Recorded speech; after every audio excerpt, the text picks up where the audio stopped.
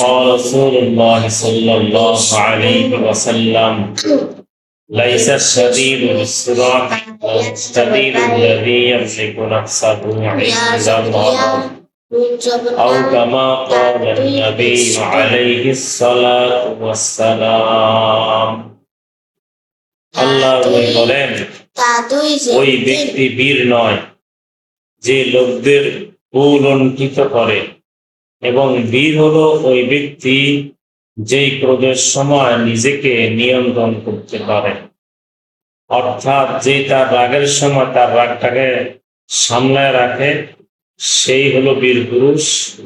আর যে রাগের সময় তার রাগটাকে সামলায় রাখতে পারে না সেই হলো কাপুরুষ। অর্থাৎ সে বীর নয়, সে কাপুরুষ নামের কলঙ্ক। এই কারণে রাগের সময়, গোসার সময় নিজেকে সবসময় দমন করা, নিজের রাগকে দমন করা, এটা হলো একজন বীর পুরুষের কাজ। আর কাপুরুষের কাজ হলো নিজের রাগকে কখনো দমন করতে পারে না, সে হলো অরিজিনালি কাপুরুষ।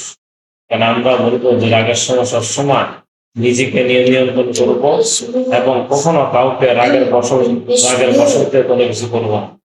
আল্লাহ তাআলা আমাদের সকলকে রাগকে দমন করার তৌফিক দান করেন। আমিন।